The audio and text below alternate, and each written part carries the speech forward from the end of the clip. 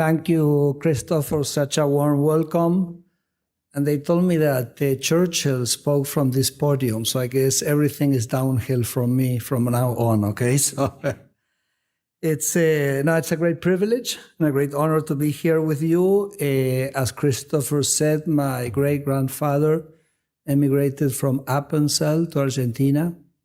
Apparently, they promised him some land in Argentina, and when he got there, the government defaulted on the promise. But anyway, so you see, we were already doing kind of bad things there, and he decided to stay. But I have to say the truth. I'm only 25% Swiss because it's the family of the father of my father. That's where I get my name from.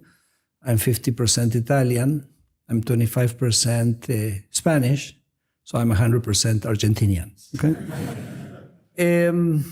Yes, it's true at the beginning of the end of the 19th century, beginning of the 20th century, Argentina was like a magnet for immigration from Europe. It was a country of promise. It became one of the richest countries in the world. Yet in the 10 years prior to Milei becoming president, 2 million Argentines left the country. Imagine that we're a country of 47 million, so 2 million people leaving the country is an exodus of around 5% of the population. And the people that left the country were the young, were the sons and daughters of the rich, were the sons and daughters of the middle class, were the sons and daughters of the poor. And I think that the exodus after 15 years without growth, after 40 years of relatively dismal growth performance, when I was born in 1966, Argentina was a country which was richer than Spain. I was 10 years old and Argentina was still a country which was richer than Spain. Today, our income doesn't even closely compare to that of Spain. So the tragedy of Argentina, I've seen it fold myself over my lifetime. And we realized that if something drastic did not happen in our country, we were going to age watching our kids and watching our grandchildren over Zoom because they would leave. And I think the sense of desperation of what had happened in the country is what motivated people to vote for someone so radical, for someone so different as Javier Milei. Imagine that for Argentines for 50 years have heard the story that the state was going to solve all their problems. Christopher basically referred to this. And Javier Milei comes here to tell the Argentines that the government is the source of all their problems. So you can imagine that it's a discourse which is exactly 180 degrees in the different direction.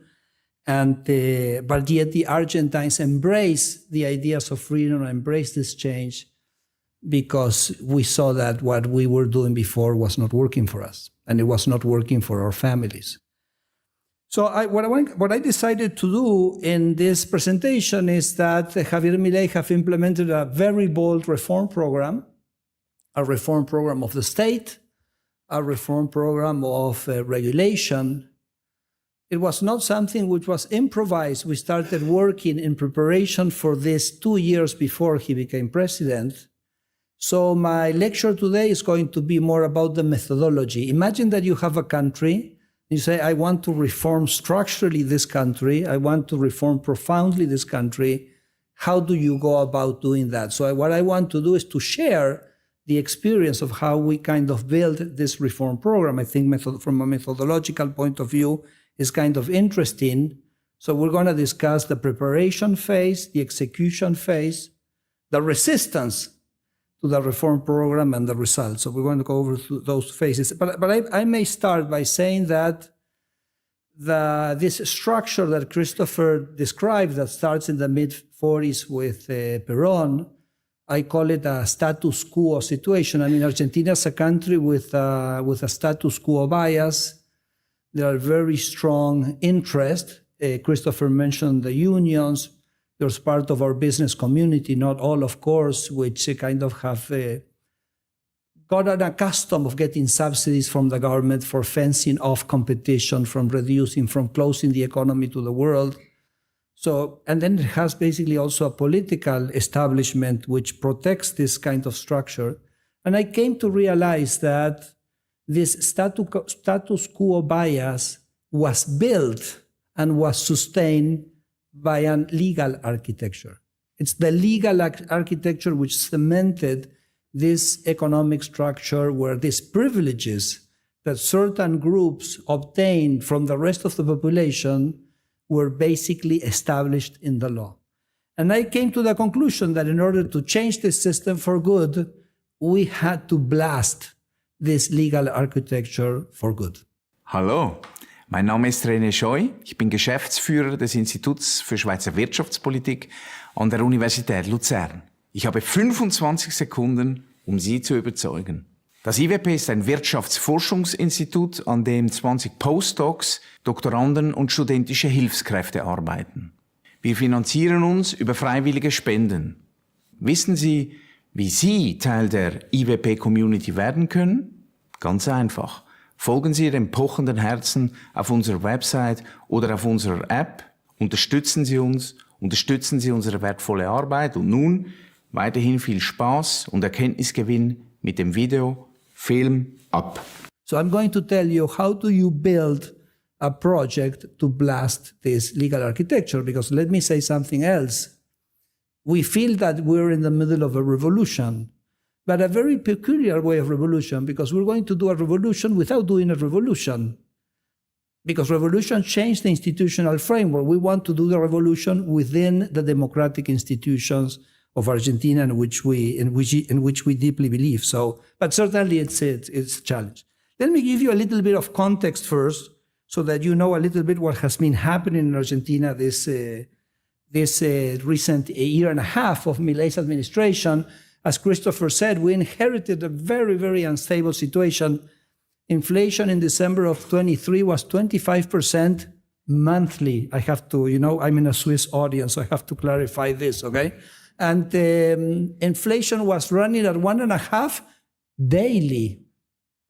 So we were on the verge of a hyperinflation, which a previous government, which had really run amok with monetary and fiscal policy.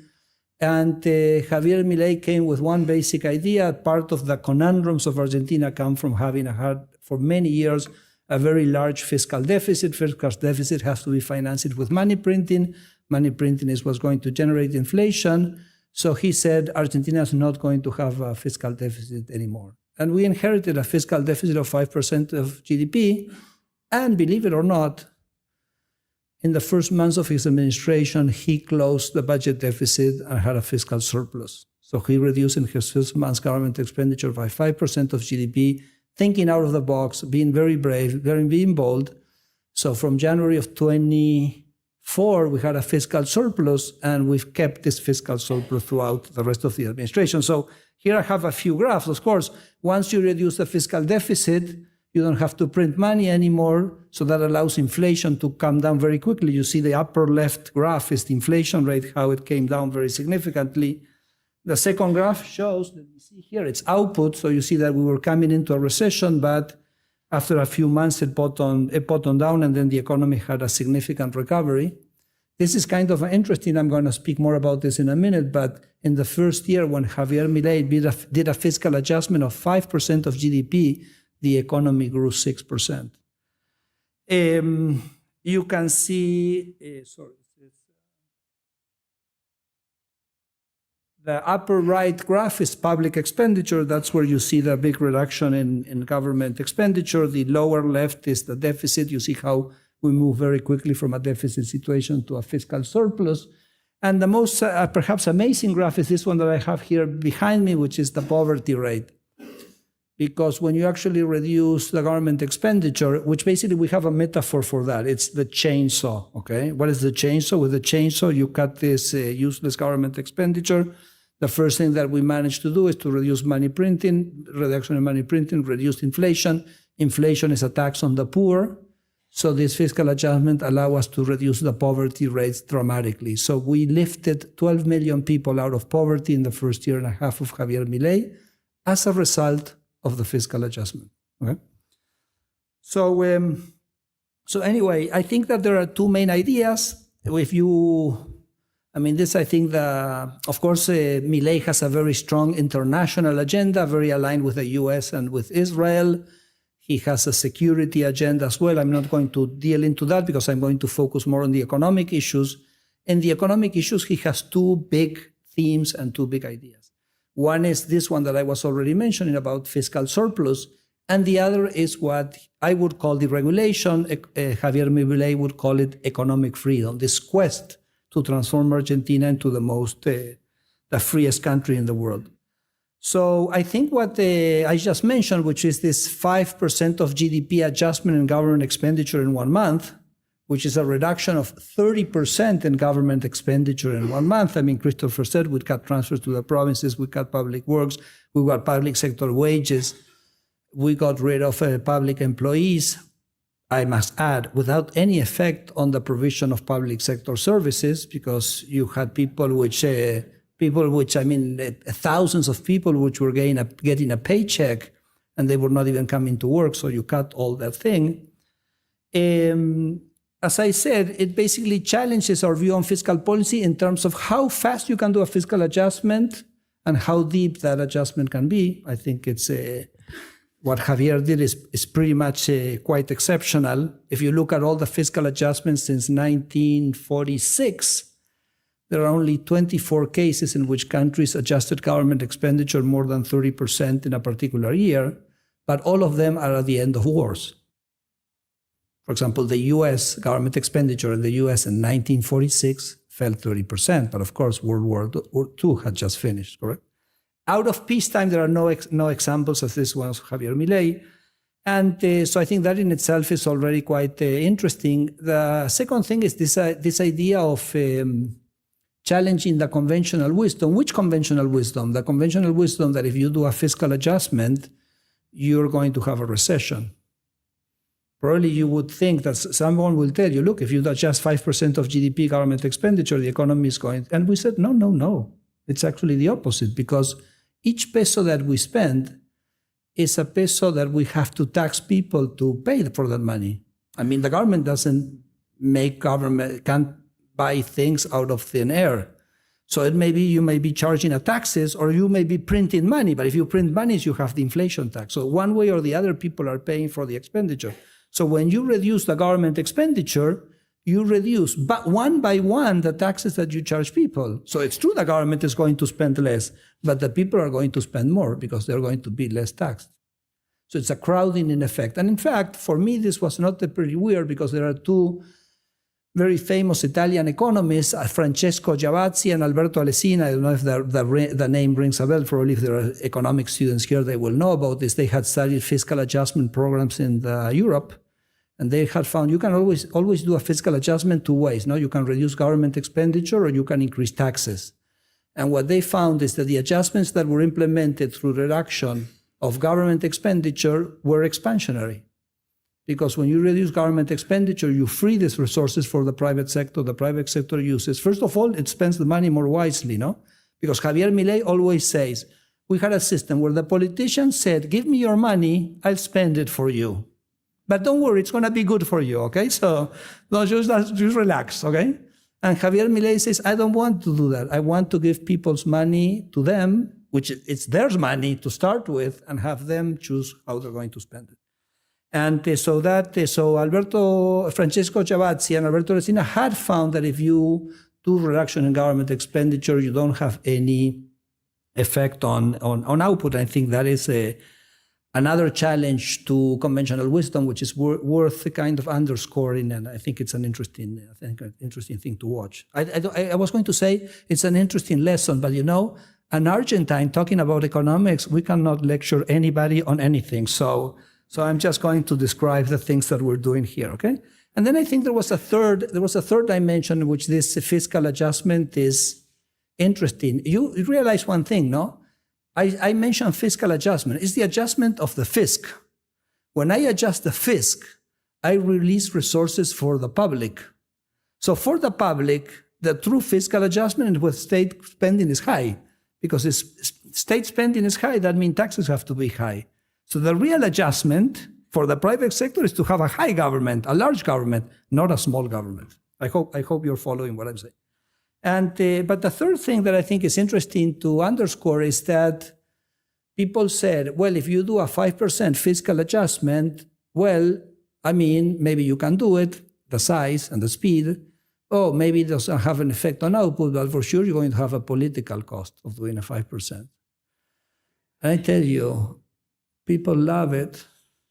People love it because people were waiting in Argentina to find a politician that was willing to cap the crap in which the government was spending people's money and give their money back to them. And the reduction in the poverty rate is the best indicator of that. The government was spending money that it didn't have. It was printing money to finance that. It was taxing the poor. When the government stops spending that money, then it's giving that money back to the poor principally, and that's why the poverty rate falls. So today, for example, if you were to do a poll and you would ask people which is the most nicest thing that they like about the Milei government, of course they're going to say the reduction on the inflation rate, but they're also going to say the chainsaw. Okay, this idea of someone finally came to save us from this bloated government expenditure and give us back our money. So I think that is also interesting because I think there is a conventional wisdom that a reduction in government expenditures would be politically costly, and I think that has to be revisited as a hypothesis. I don't think there's a real reason for that to be the case. Well, so that's as much as I'm going to say about the agenda of his first pillar, which is this fiscal surplus. That I'm going to focus more on the deregulation. And I will start by saying a few things, which is that we believe deregulation is above and beyond everything a pro-growth strategy. Not because of the obvious, no, which is that, of course, if firms are not so cluttered with obligations that they have to do to the state, information, requirements, permits, and things like that, but because the regulation works a little bit like a fixed cost, so it's particularly hurtful for small firms and for entrepreneurs. Imagine it as a fixed cost. So large corporations, they have their compliance lawyers, they have their departments, they can kind of go over the hurdle of all this, but the entrepreneur, it's really kind of very difficult and it's very costly. So, and how does an economy grow? An economy grows through innovation. And so new firms that come, they disrupt the market, they become big. And so regulation is kind of really kind of hitting those type of entrepreneurs. And the other thing, which does not apply to Switzerland at all, but this really applies to Latin America and Argentina, regulation is a perfect source for corruption, because every time you have to do something with the government, then there's a government official on the other side that can profit from your struggle, okay, to get this done, okay? So let me go a little bit. I've kind of talked about this, that the diagnosis that we have in Argentina is that we have the status quo society, they have this architecture, legal architecture, which is supporting the system, and okay, we need to kind of change this legal architecture. So let me get straight into the discussion of how you do that, okay? Well, I'm going to tell you how I did it, and maybe there's a lesson for someone else. I can only say what I did, okay? So I'm going to discuss now the methodology. So the methodology is this. Oh, I have this legal architecture. What is this legal architecture? It's all the laws. Okay, fine, I'm going to review all the laws. Which means I'm going to read all the laws. I'm an economist, but don't worry. You know, I was in Congress. I tell my students that I've never kind of tried those hallucinogenic mushrooms that they sell in Amsterdam, but I've been to the Argentine Congress. So I know the feeling, okay? You go in there and the time dimension, the dimension and of time and space gets distorted, okay? People talk, you don't understand anything, nothing makes sense. Anyway, so I kind of, look, there are two things you don't want to know how they're done, okay? Sausages and laws, okay? So I have no problem. We can go and touch the laws at will, okay? So I now have Argentina, all the laws. How many laws? 4,200 laws. Okay, guys, let's start reading.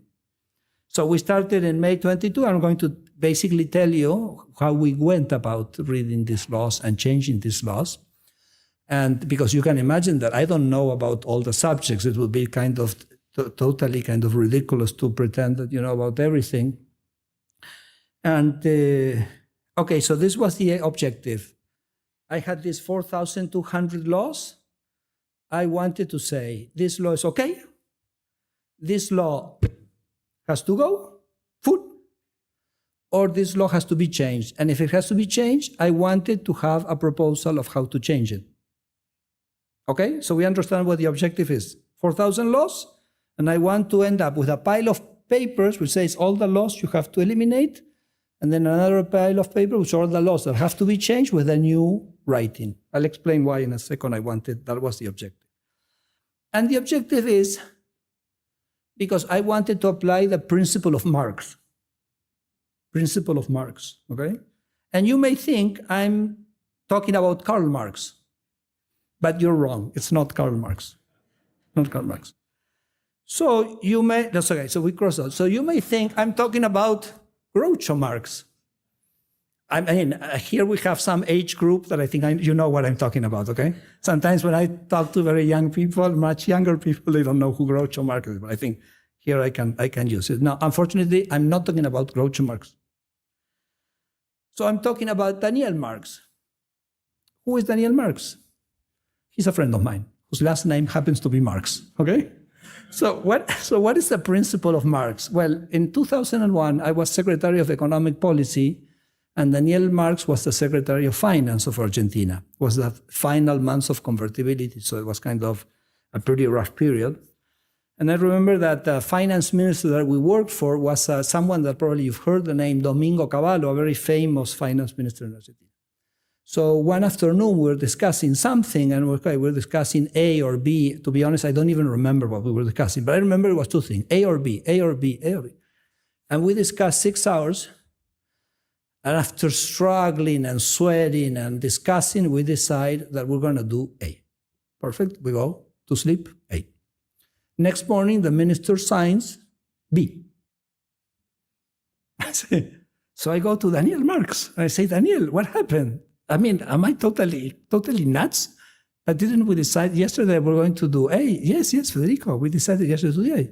But this morning, the lawyer advisor came to the minister, and he gave him the decree to sign, and the decree was B. So the minister signed B. Because that was the paper that was put in front of him. And then I realized the most important lesson in politics for the younger people that are here is that in politics, the one who wins the debate is not the most intelligent guy, it's not the smoothest guy, it's not the cleverest guy, it's the guy who puts the paper on the table. And once you put the paper on the table, and listen, I'm sure there are a lot of business people here, and I'm sure in business it's the same. I mean, you can all have discussions about what to do. Well, the guy who brings the business plan and says, this is what we have to do, A, B, C, and D, that's it. You have 80%, 90% of the debate won, okay? And because I know in politics, everybody has great ideas, but nobody kind of moves the pencil, as we say in Spanish, and gets things done. My objective was to have the 2 piles of paper so that the next president of Argentina could implement the reforms as he get it. And I needed a paper that he could or she could sign. It's not enough to say, oh, I have all these great ideas. No, where's the paper to sign? That's the only thing I cared about. By the way, let me just move ahead a minute. These are the piles, okay? So I actually managed to get the piles, okay? So I'll tell you a minute, sorry. I'll tell you in a second about this, okay? So the principle of Marx. So here we are. We have 4,000 laws. We have to classify them in these 3 items. Well, we have to have an idea of what we want to do with these laws. What are the principles that we want to sustain in the way we're going to change the laws? It's not kind of a random exercise that I start changing letters just for the fun of it. So this slide shows a little bit what were the main driving intellectual or principles that we used in actually doing this exercise. So for example, I'm going to go to the first one in just a second, but for example, if you look at my second bullet here is we wanted to remove all the restrictions to competition that are built into the law. That's something which is pretty natural and pretty obvious to do, all the barriers to entry. We wanted to avoid all the transfers, all the, it's kind of the tax system is like a Gruyere. You have Gruyere cheese here, the Swiss produce good Gruyere Swiss. I mean, the Swiss produce good everything. So anyway, I'm sure you have good Gruyere cheese. It's full of holes, correct? Okay, so we had a tax system which was full of holes, with a subsidy here, tax exemption there. So the idea was to have a much more simplified system. Certainly, we were trying to get the government out of the middle. So everything where we could kind of get the government out of the middle is also also a principle. There was an idea that I think it's an interesting idea, which is, you have areas where you need a regulator, because we're also not kind of dogmatic. I mean, we're kind of practical people. So you have a regulator. For example, you have a supervision of the financial sector, okay, or supervision of insurance or whatever, or capital markets. But I say, it's a problem that the supervisor is a monopolist. The supervisor has a monopoly of supervision. And when you are a monopoly of anything, you kind of tend to abuse of your market power. So why don't we try, in as much as where we can, to have, because we trust individual people, correct? We have an underlying belief in freedom and the ability of every person to pursue its own happiness and take its own decisions. Maybe we should think, where we have a regulator, we have a segment which is a regulator, why don't we allow for a segment which is unregulated of the same thing? So you say, for example, I want to issue equity. I can have an equity issued with authorization, supervision of the Security and Exchange Commission. But if I want to issue an equity without that supervision, fine, do it. The only thing is you have to tell people this is a security issued without the supervision of the security. And if people choose to do that, fine, let them be free. Sting used to say, no, if you love someone, let them free. And but the interesting thing of that is if that would check the supervisor itself. Because now if the supervisor does a bad supervisory role, like, for example, imposing excessive costs, which don't have an equivalent gain in terms of solving whatever reason the supervisor exists for, then people will move to the unregulated market. So it forces some, and I have some wonderful examples that we've implemented this idea in Argentina. If we have time at the end or you're interested, I can go into it, okay? But let me just, of course, everything that increased transparency, you cannot imagine the amount of hidden privileges in the law. Sometimes you will read in the law 60 articles, and then Article 53, bomb. It had a bomb, which is a lot of money channeled. It's lost there in the middle of, that's why I wanted to read every law, because I didn't want to have anything kind of there. And one of the things that also was, before going to the first point, the other thing that I was, because when I started working this, I started working for one of the presidential candidates. I'll tell you the story about in just a minute. And this presidential candidate said, Federico, do this job and do it as if there were no political constraints. Forget about 100% about the political constraints, because the political constraints have to be put by the politicians, not by the technician. So if you yourself are kind of double guessing the political constraints, I'll never have this full scope of alternatives that I can choose from, and so do it without political constraint. Now, my first point is perhaps the most technical or the most academic, which is that, as an economist, we have a lot of, we discuss market, we understand the optimality of the market, the competitive market equilibrium. You mentioned Debreu, the welfare theorems and all the like, and we're 100% truly believers in the benefits of the market. Then you have market failures. So we discuss market failures, asymmetric information, moral hazard, externalities, you name it. Well, the point I want to make is the fact that you have a market failure is not a blank check for regulation. Because it happens to me in my conversations with the bureaucrats that say, they throw asymmetric information, and then with that they think they have a license to kill, correct? That they have a license to do whatever regulation they want. And for example, the concept of asymmetric information, for those who are not here economists, let me just explain in a minute. It was put forward by an American economist called George Akerlof. He wrote a paper in the QJE in 1973, if I don't remember wrong, and he won the Nobel Prize for this prize. And a very simple idea.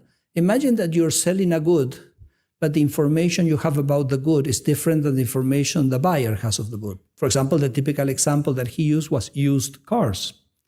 When you're selling a used car, you know more about the car you're selling than the buyer knows about the car he's buying, if he or she decides to buy it. So you say, why is this guy selling the car? Because if the car is doing well, why would he want to sell it? So the fact that the car is on the market means that probably the car is defectuous or has a problem, or at least is more likely to be defectuous and have a problem. So the amount of money I'm willing to pay for the car is lower because I don't know about the car, so my expectations bring. Now, as the price that I'm willing to pay for the car falls, the people who have cars which are good ones, they say it's not worth for me selling it at this price, so I keep the car. So that means that the pool of cars that remain in the market become of lower and lower quality. But people anticipate that the cars are of lower and lower quality, so they're willing to pay less and less for the cars. You see the dynamics, the market disappears. So in order to, that's the problem of asymmetric information, and that's the problem asymmetric information can create in a market. Well, surprisingly, the market for used cars, which was the example that Akerlof used in his Nobel-winning article, in the US, is not a regulated market. What does that mean? That means that the market finds ways of solving the asymmetric problems. You buy it into a dealer, the dealer, you know where the dealer lives, the dealer gives you a guarantee, there are people that you can hire so that they can check your car, a number of things the market can make up to solve. So the fact that there was asymmetric information is not all in itself a justification for having regulation. We have in Argentina, so that's the first point I want to make. You have to make a much stronger case to regulate the market, even in the presence of market distortion or market failures. The second thing is that you want to be aware that regulation typically are not the result of a benevolent central planner, well-intentioned politician trying to figure out what has to be regulated. Many times the regulation is the result of someone who lobbied or corrupted the politician to get a regulation in its favor. Let me just give you an example.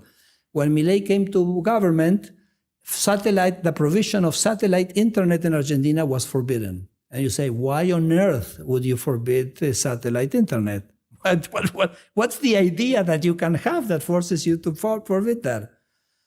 Well, the truth of the matter, imagine Argentina is a very wide country, very thinly populated, so it's very difficult to get a cable infrastructure to everybody. Maybe you have someone which is 500 kilometers away and it's just an outpost in a rural area. So it's ideal for satellite internet, but it was forbidden. Well, the largest media conglomerate in Argentina is the biggest internet provider, so they had convinced the government to forbid the satellite internet so not to have competition. And look at how crooked things were that the previous government had spent $7 billion trying to lay out fiber optics in Argentina, fiber optic cable, fiber cable. $7 billion. Well, of course, impossible to get internet to everybody in such a large country and spending that amount of money. So what did Javier Milei did? He got a piece of paper and he wrote that everybody can offer satellite internet. The next day, Starlink was offering satellite internet in Argentina. Today, 250,000 Argentine families have satellite internet. Any place that you are in Argentina, however isolated you are, you have access to satellite internet. How much money did the government spend providing satellite internet? Zero. Okay, so careful with the regulation because, of course, I'm sure that in Switzerland, you guys got your act together, but in Latin America and many other cases, regulation is not a good. Regulation is a bad. Okay, that's what makes my job so rewarding.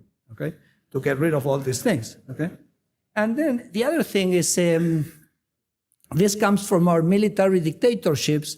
For example, the military. The military want to control everything. We have a military. For example, you don't have military. You yourself as citizens are the military. Even in that, you guys are great. But we have a military. So the military, they like order. So, for example, the Constitution says you can do any business that you want. Our Constitution is a constitution built on the basis of the American Constitution. It's a great constitution, freedom of trade. Okay, so now comes the regulator, and the regulator says, oh, yes, the Constitution says you can do it, but no. It's forbidden. This thing is forbidden. Unless you register. The government is going to set up a registry. If you register, then you can do this thing that the Constitution already allowed you to do. Okay, 7 p.m. And then, of course, you have to put a government agency controlling the registry, and you have to put all the sanctions for the people who not comply with the registry, and you have to put the police of the registry and all this. Excuse me my French, all this bullshit, okay? And, okay, these are the kind of things we want to get rid of completely, altogether. Okay, so those are the basic principles. Now, so now we have the principles, we have the 4,000 laws, so we're looking at the 4,000 laws, we have the principles. Okay, let's get to work. So the first thing I did is I put a team of people. So I was a professor at the Universidad de San Andrés, so my team was the following: 4 law students, very bright, a constitutional law professor, because, sorry, I have to say, my budget was 0, okay? 0.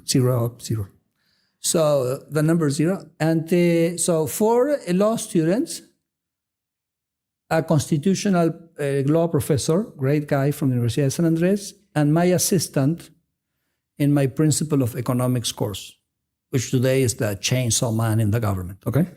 And we started reading. You have to start with something which is called the Law Digest. I don't know what the name is in Swiss, but every country has this. It's a compendium of the laws that are current, because you know that some laws kind of repeal previous laws, so you have to keep track of which are the laws that are current. So with that we had in Argentina, so our 4,000 laws were the 4,000 laws that were in the digest. So, okay, I put this small group of people. But then the interesting part is when we got to some laws that we didn't know anything about and we had to ask for help. Okay? So who do you ask for help? So the first thing that you think is, I'm going to ask for help to someone who knows about the issue. Kind of seems like a reasonable thing to think, okay? No, doesn't work. Because the person who's embedded in this system is so accustomed to this system that the person is not radical enough. Because maybe we have to get rid of everything, but if the person has already made up its profession, so this person is going to simplify on the edges and improve things on the edges, but it didn't have the radicality that we needed. Because, our job was not to simplify laws. Our role was to question whether the law should exist or not. So we ask a much more profound, because remember, I told you, a lot of the laws were not the result of benevolent players, but were the result of lobby. So I have to be very critical of the laws, and I start there. So you could say, well, maybe I should not hire. I couldn't hire, I have money, but maybe I could ask the help of a big law studio. Total disaster, completely useless. They would give me back something which was 10 more times more complicated, okay? Because, of course, what they sell is basically dodging the system and dealing with the system, so useless. So who were the people that ended up helping me? What I call the victims. You know, the lawyer which is struggling with all this crazy thing, the small entrepreneurs which knows all the terrible thing that the government does to them. Those were the people that ended up being helpful in the sense that they would deliver a material and a product which was more useful for me, okay? So the first exercise that we did with the team was to weed out all the laws that we thought that had to go, which is kind of in or out, correct? So that was kind of, we could do that exercise, but then when we had to modify certain laws on issues that we didn't know so much about, we had to do something else. And here's, I think, where is the key of the methodology that I devised, which is the following. Let's imagine environmental laws. I don't know nothing about environmental. I'm a macroeconomist. I'm not that interested in the issue. So I say, who can give me a hand? I ask around and say, who can give me a hand with environmental law? So they say, okay, such a person. Okay, Christopher can give me, okay, Christopher will give you a hand with that. So I call Christopher and say, Christopher, can you give me a hand with the environmental laws? Says Christopher, oh yes, I work on environmental laws. I have a lot of things. I'm going to send you a paper with what I think has to be done with environmental laws. I said, look, if you want, send me the paper, but I'm telling you, I'm not reading it. He says, oh, you don't read it? What do you mean you're not reading? No, I'm not reading. I'm not interested in diagnosis. I mean, we're over-diagnosticized. Okay, so we don't need diagnosis. We need solutions. And well, we can do a meeting, and then I can explain. No, sorry, I don't do meetings. Oh, you don't do meetings? You don't want a paper. You don't meet it. What do you want? I can send you some bullets with the main points. I don't read bullets. Okay, you don't read bullets either. So what do you want? I say, I don't know. Tell me what. Remember, what am I looking? I have to get a pile of paper. What do I need? The Marx principle. I need a pile of laws that the president can sign, correct? I don't need a diagnosis. What does the president do with the diagnosis? He can light the asado, the fire for the asado, but nothing else with a diagnosis, okay? I need that thing to sign. So the guy says, what is the, well, I say, what's the problem with the environmental law? We have a problem with the glaciers. Okay, what is the problem with the glaciers? We have a law which forbids economic activity on a glacier, which, relax, it's okay, no, we're not planning to touch that. But the problem with the law is that there's an area surrounding the glaciers, which is called a periglacial zone, where also economic activity is forbidden, and that area is very poorly defined. So you can have a whole province, maybe, which you cannot do any mining because of this law, correct? So we need to define better the periglacial area. Okay, what's that? That's Article 6 of the law. Perfect. It's item C of Article 6 of the law. Okay, so download the law, put it in a Word file, press track changes, and you write the changes that need to be done in the law. And then you send that to me. That's the only thing I'm going to take as a product. That's the only thing I need, by the way. Now, in the conversation, when I got to that point, 70% of the people disappeared. Maybe because they were scared about touching the law. I had been in Congress, so I was not scared. Maybe people were just, everybody's great, having the great ideas, but then when you have to kind of see how it's done, the devil is in the details, they were not up to the task. Or maybe there were people who were very good, and they say, I'm happy to give you an hour of my time so I can tell you what the problems are, but I'm not willing to work 2 months for you for free, and that's totally fair. I mean, I was not paying anything, so I cannot say anything.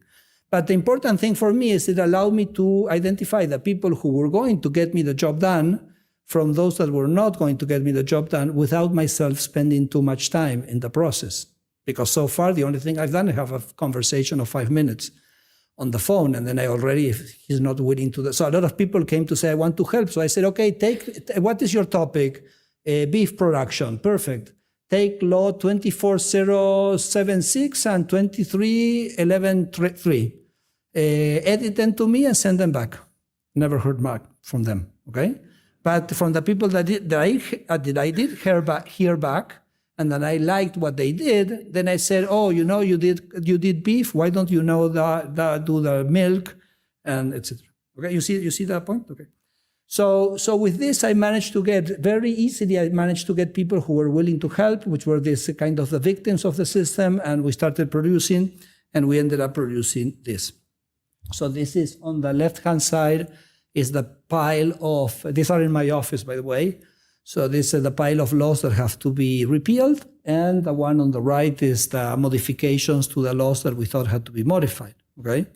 So remember I told you I was working this for Patricia Bullrich, who's one of the presidential candidates. She loses in the first round to Javier Milei. Javier Milei and another Peronist candidate go to the ballotage, and the day after the election, where Patricia loses, Patricia currently is the Minister of Security of Milei because she endorsed Milei and she was very instrumental and helpful for Milei to be elected, that she, as the third contender in the race, supported Javier Milei. But she sends me an email and says, Federico, don't get discouraged, but the project that we had done, which was these 2 piles, will see the light with Javier even better than if I would have been elected.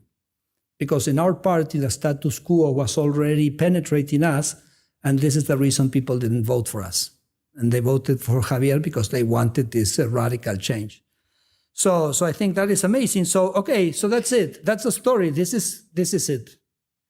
I have the product. Because the other thing that I want to mention is that when you want to do radical reform, you also have to use the surprise factor, because you're going against a lot of interest. So I call this the David versus Goliath strategy, because you know the story, the biblical story, David versus Goliath. So David was kind of no match to the strength of this warrior he was facing. And so what did he do? He took some distance and he threw a stone to the head, with what do you call that? It's, I don't know. I'm sure the Swiss have very good instrument of stone throwing. And I'm the Appenzellers for sure. Okay, so why do I say it's a surprise factor? Because if this great warrior would have thought that a stone would have been thrown, probably he would have worn a helmet. Okay? So if he didn't, it's because he was not expecting it. So I think it's kind of the initial push is what is going to allow you to break the resistance of the status quo. So this is why, for me, it was so important that the president that took office in December of 23 had what had to be signed to change. Okay, so job done. The work is done. Here are the two piles. And then, of course, you start a different strategy, which is implementation. This is the preparation. This is the work, no? And implementation starts combining one legal strategy. What do we do with this? We send it to Congress to get it passed. It's every country here starts having their own way and their own institutional setup. And for example, Argentina has something called emergency decrees. Under exceptional circumstances, the president can issue legislation. When Javier Milei got to power, I told you at the beginning, inflation was running at 1.5% per day. So I think we can consider that pretty much an exceptional situation and a pretty dramatic situation. And so on the 10th day in office, Javier issues an executive decree where we do a swipe in the regulation of the economy, which takes a lot of the material from these piles. And of course, it was a collective work that we did with the rest of the ministers, but it had a very strong input from these two piles. So we eliminated dozens of laws. We changed from the civil code to the air code to the customs code, the financial sector, you name it. Okay, we did a tremendous amount of things. And then 10 days later, and it was kind of that was the stone, correct? The stone of David. And laws that had been discussed in Argentina for ages, for example, the generic use in the prescriptions for medicine, which the labs had resisted in Argentina for many times. Well, boom, kind of it went in there, all of it, all in. And then 10 days later, we sent a big bill to Congress, which is called the Basis Law, that Congress discussed for 7 months. It was the law which was, it was so large and it had so many themes and so many different things that Congress debated that law for 7 months, and then we finally got it approved on July 8th of 2024. And I think that those two pieces of legislation, plus the fact that the finance minister, Luis Caputo, achieved a fiscal surplus in the first month, plus something that I don't have time to get into, which is that we basically pacified the streets of Argentina from social protest and everything, were kind of 4 initial hits, fantastic hits of the Milei administration, which basically kind of set the tone for what he was, for the rest of, for what has been his presidency so far. So here I have it, that you have the executive decree, was 7023, the basis law. And this, what you have here is a graph of the number of deregulations that we have implemented, or that I keep implementing, or that we keep implementing as a government. That here a regulation is an article in a law or in a norm which eliminates an obligation on behalf of the private sector as per to the state. Okay, so it's you had to do something, now you don't have to do it anymore. You have a registry, you don't have to do it anymore. You had a restriction, you don't have it anymore. Okay, so we're kind of 9,000 deregulations and counting. Okay. One thing now, so now we're talking, we're in the phase of execution. So of course, because people say, how do you continue doing this? And we have 700,000 decrees. We have I said you have 4,000 laws. We have 700,000 decrees. So how do you, it's kind of the Library of Babel. I mean, it's kind of impossible there. So basically what I did is I opened up my email and I told people, write to me, come to me. and tell me how the government is making our life miserable. Help me help you. Try to tell me what is the regulations that is bothering you. So people flooded my email. Some stories are amazing. So there's one that I typically tell because it really kind of depicts the whole story. I have a guy, he writes to me and says, Federico, can you help me with my watermelons? I said, what's the problem with your watermelons? They don't taste good.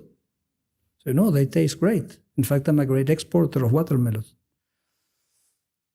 So what's your problem? Well, the problem is the Food and Drug Administration asked me to package the watermelons in a specific way. And I export the watermelons, and the watermelons, my client abroad, they don't want that package, they want another package. So I go to the government and say, allow me to package the watermelons the way I want the watermelons to be packaged. Not me, my client. At the end of the day, we're not talking plutonium here, okay? It's not enriched uranium. It's a bloody watermelon, okay? So who cares how it's packaged? And government says, Federico, I've been kind of going over in the office, and the government, no, here's the regulation. It says it has to be packaged that way. So can you give me a help with this? I'm kind of crying. I'm reading this on my computer, and I'm crying, yeah? And then he says, but I found a solution for this, which is that I package the watermelons the way the government tells me to package the watermelons. And then when the boat leaves, after 100 meters, the boats stop. And then I send 70 guys on the boat, and they tear the packages, and then they repackage, okay? And so I'm reading this, and I tell to my staff, I said, look what I'm reading, and I read it, and I said, it has to be true. Because if this guy was kind of teasing me and making up the story, he could never have thought about the story, okay? This has to be, reality surpasses fiction. I mean, this can only be true if it's real. And so I started investigating, and really I realized that what this person was telling me was the tip of the iceberg of regulation of the fruit industry, which is as ridiculous as basically measuring the size of the faucet in the restrooms of the fruit plant producers. Okay, so we got rid of all of that. And the other last thing that I want to mention as indication for me is price differentials. So if I see in Argentina something to be much more expensive than in the rest of the world, then that kind of gives me a hint that I have a problem there in terms of the supply, and then I can focus on that as well. So that's another. Let me just, I was going to talk a little bit about, sorry, I get confused here. I'll talk a little bit about resistance, but I'm just going to the bureaucracy kind of puts a lot of resistance to this reform program. The interests that are affected by the deregulation may be a source of problem. I'll explain, that's the only thing I'm going to explain in this slide, which is why this has not been a problem for me.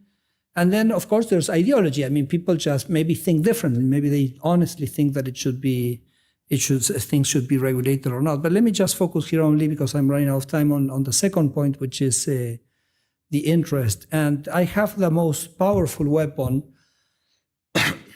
to keep the interest, because I'm deregulating something which is going to affect the privilege of someone, of course, in benefit of the population. But you can imagine that interest is going to fight tooth and nail to avoid the deregulation. So I have a weapon which is impossible to surpass, which is Twitter. Elon Musk, Twitter, X. So how does this work? So imagine that I'm here doing a conference and say, I'm going to deregulate such an industry. Say, the irony, I'm making it up, okay, the poultry industry. And then there are large poultry producers, so it's in the newspapers. Sturzenegger is going to deregulate the poultry industry. Immediately, as soon as the news is up, the president is retweeting the news.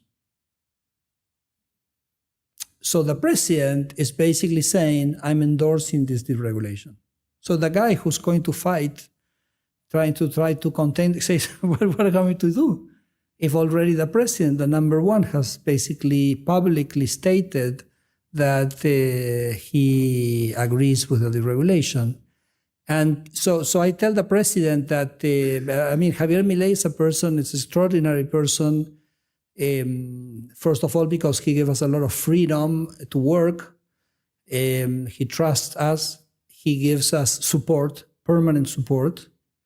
Of course, he has made it extremely clear what he wants his government to be about, which are these two ideas of reducing government expenditure to have a surplus and economic freedom. So no one in the government has any doubt of what this government is about. He's produced a small team. We are only 9 ministers. We think pretty much alike. We believe in the ideas of freedom. We believe in the ideas of a small government. We believe in the ideas of fiscal prudency and having a surplus and on deregulation. So I say to Javier, maybe you do these tweets because you're just kind and because you support us, because you believe in what we're doing, but you're not aware that by you doing that, you help me do my job. It's a little bit like I say, it's like you're walking ahead of me, clearing my path.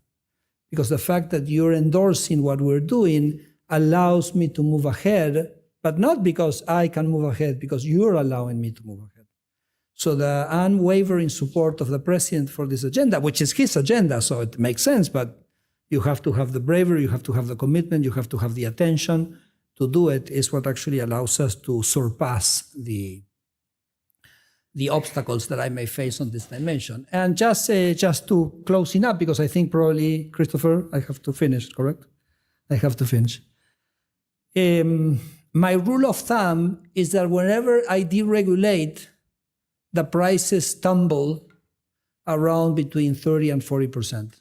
So here I give you a couple of examples. For example, what I have up there is in the Executive Decree 7023, we eliminated rent control, a catastrophe that we had in the country. The supply of apartments for lease had basically fallen to zero. We eliminated all restrictions. You can do the contract whatever way, for the length you want, in the currency you want, you can do whatever you want. The offer of rentals skyrocketed, increased 300%, the price of rentals for 30%. Tremendous success, immediate success. What do I have? I have the price of medicines, the price of iron, the price of yerba mate. Do you know yerba mate? Have you heard yerba mate? Yerba mate? You know Lionel Messi, correct? You know, everybody knows Lionel Messi. He's always with the mate. He's with the mate. And so mate is an interesting example, mate, because a wonderful story, because mate is like an infusion, like a tea. It's very good. I recommend that you try it. And we had hundreds of producers, hundreds of brands, very competitive environment for production, large firms, small firms. So what does the government do when you have a competitive industry? The government, it transforms it into a monopoly. You know, we have an antitrust department which tries to transform the monopolies into competition. No, here in Argentina, the government, if you have competition, you transform it into a monopoly. How do you transform it? You create an Instituto Nacional de la Yerba Mate, the National Institute of the Yerba Mate. And what do the guys do? So all the producers, let's get together and let's agree on the price and let's increase the price 50%. Which brings us to a very famous economist who's called Mancur Olson, who wrote a book called The Logic of Collective Action. And Mancur also used to say that the biggest challenge in policy is that sometimes when you have these policies, the beneficiaries are concentrated. And the ones who pay the costs are very diluted over the whole population. So you have 47 million people paying more for the yerba mate. The yerba mate is not the most important item in their budget, so maybe they will not mobilize or they will not kind of coalesce in their collective action to have this price not increase, but the producers have much more at stake, so they are much more effective in generating this collective action which generates and persists in this price. So in the Executive Decree 7023, we eliminated the ability of the Institute to set prices. The price fell 40%, and it was pretty rough for some time. And I used to tell the producers, look, I mean, your business cannot be charging the Argentine consumer, Argentine families 50% more what this product is worth. And it's a very successful industry. It sells this product to 96% of Argentinian families. So I said, to how many families in the other country did you sell this product to? I mean, if you can introduce this product in 96% of the families of Argentina, why wouldn't you be able to introduce it in 15% of the families in Swiss? I mean, it makes absolutely no sense, except that you have it easy here with this protection, so you never kind of took the trouble and the bother to go to the Swiss market to sell the yerba mate. And it's a story with a happy ending, because even though the initial months were difficult, today the exports of yerba mate in Argentina are a record. And exports are booming. So it was a question of kind of generating this click, and I think that's a wonderful story. And then here you have in the other graph, you have electronic clothes and everything. Let me just finish that with there. I'm just going to say, let me see what I put here. I think Javier Milei has defied a little bit what is possible or impossible. I think it's an interesting story for the world to watch.